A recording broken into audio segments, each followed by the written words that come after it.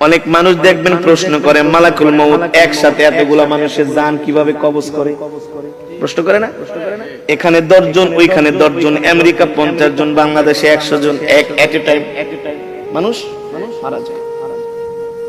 এতগুলো মানুষ কিভাবে মালাকুল মউত একা মানুষের জান কবজ করে? মালাকুল মউত আল্লাহর নবীকে বলতেছেন, ওগো নবীজি, একটা মানুষের হায়াতের জিন্দেগি যখন শেষ হয়ে যায়,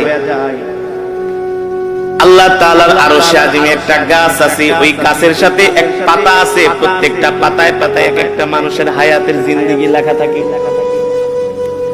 যখন তার হায়াতের জিন্দেগি শেষ হয়ে যায়, 40 দিন বাকি থাকে, তার হায়াতের জিন্দেগির ওই গাছের পাতাটা হলুদ বর্ণ হয়ে যায় 40 দিন আগে। আর মালাকুল মউত আইসা বলে, শোন, তোর বাকি আছে আর মাত্র 3 দিন। 40 দিনের থেকে কয় দিন? দেখবেন একটা মানুষ মৃত্যুর 3 দিন আগে তার কথাবার্তা আরো চেঞ্জ হয়ে যায়। আত্মীয় স্বজনকে দেখলেই তাকায় থাকে, এক পলকে তাকায় থাকে, দোকানের দিকে যে তাকায় থাকে, বাড়ির দিকে যায় তাকায় থাকে, সম্পদের দিকে যায় তাকায় থাকে, কারণ আস্তে আস্তে পৃথিবী তাকে ছেড়ে দিতেছে।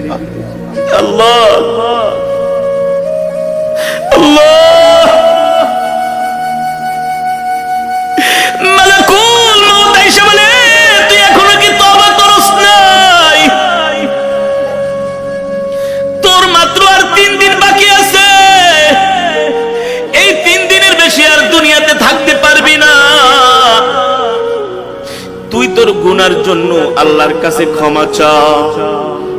তখনই দেখবেন ওই মৃত ব্যক্তি যে ইন্তেকাল করবে, 3 দিন আগে তার সন্তানদেরকে ডাকে,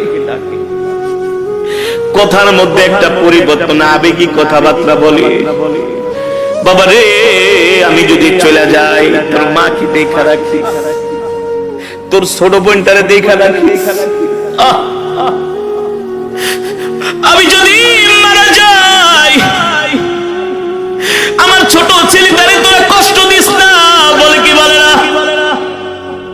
আস্তে আস্তে করে একটা পরিবর্তন চলে আসে, তার একেবারে খাওয়া দাওয়া বন্ধ হয়ে যায়, শরীরের নার্ভ গুলো, শরীরের পার্টস গুলো আর আগের মতো কাজ করে না, কারণ সে মৃত্যুর জন্য তৈয়ার হচ্ছে।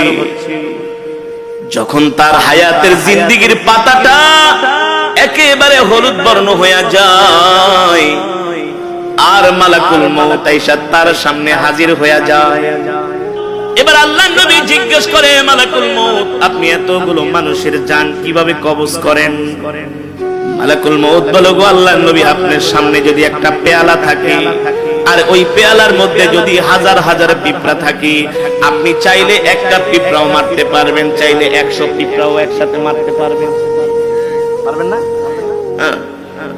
মালাকুল মউত বলে, সবার চেহারা আমার সামনে উপস্থিত থাকে। যখন তার হায়াতের জিন্দেগির পাতাটা যখন হলুদ বর্ণ হয়ে যায়, আমি মালাকুল মউত তাকে আস্তে আস্তে করে সতর্ক করি। দিন যায় রাত যায়, আমি তাকে সতর্ক করি।